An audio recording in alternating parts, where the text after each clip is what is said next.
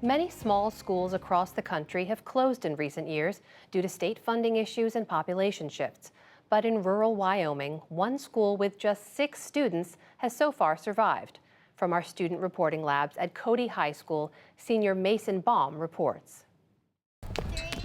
This is Valley Elementary School in the Absaroka Mountains of northern Wyoming. This is an area so remote, students have to do weekly bear drills. Bear! Bear! Literally, these are drills to protect them from bears coming up to the school.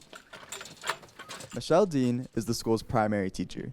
There's abundant wildlife amongst us because we're so close to the Yellowstone National Park. Like at nighttime, we'll have lions come around the front and bears. I'm scared of bears, mountain lions, and sometimes bugs.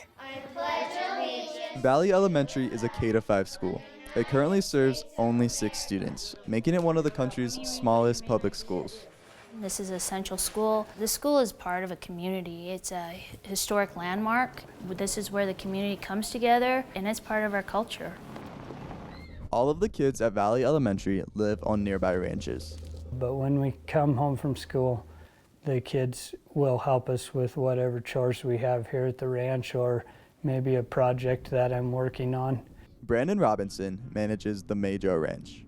His children, Blake and Hallie, attend Valley Elementary. We're too far from town to send them to town. We moved up here 7 years ago because of the Valley School, and we'd have a really neat setting for our kids to go to school through the 5th grade. When Valley Elementary first opened 100 years ago, there were roughly 200,000 one-room schoolhouses like it across the country. Now, there are only about 200 remaining.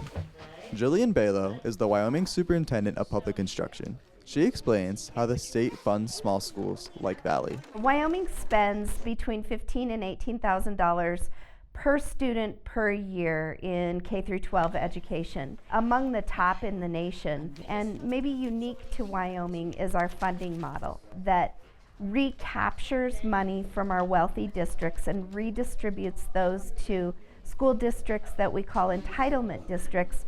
The news organization called Education Week recently graded all 50 states in 2 key categories of school finance: overall spending and equity. Wyoming received the best grade in the nation. We see states across the nation looking to us to replicate their own state funding model, no matter the zip code, no matter the size of the community, no matter where the student is from or traveling to school each day, and no matter what your socioeconomic status is. In Wyoming, we certainly believe and are committed to making sure that every student has access to a quality education.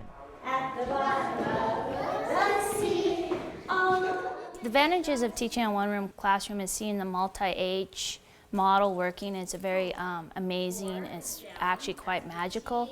I have more flexibility here to meet the needs of my students and to give them a real-life learning experience outside the classroom, just to bridge that community and the school together. What do you want to be when you grow up?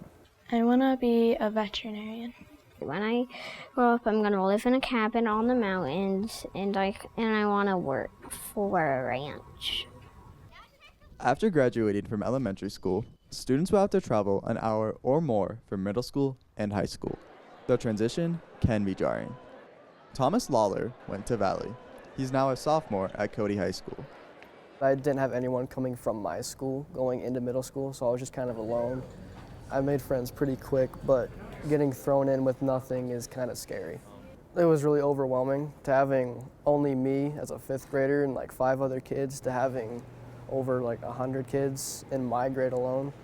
And then walking through the halls and going to different classes and having different teachers. It was definitely a big change. How did Valley prepare you or not prepare you for the future? Valley was it was a big part of my life, and it kind of made me who I am in a way. It kind of forced me to be a better person because I couldn't stray off and that I had like individual attention. Valley students prepare for middle school by taking field trips with other schools. So we tour the middle school, and the middle school teachers are great. They reach out to me, and we talk about the strengths and needs of each of our 5th grade students that are getting ready to go. I don't want to go to middle school. Are you scared of it? No, I just like elementary a lot. A lot of small schools around the country face the threat of closure, but the Valley community is hopeful that Wyoming's commitment to its rural schools will last at least another generation, so they can focus on the more immediate threat: grizzly bears and mountain lions. For the PBS NewsHour Student Reporting Labs, I'm Mason Baum in Cody, Wyoming.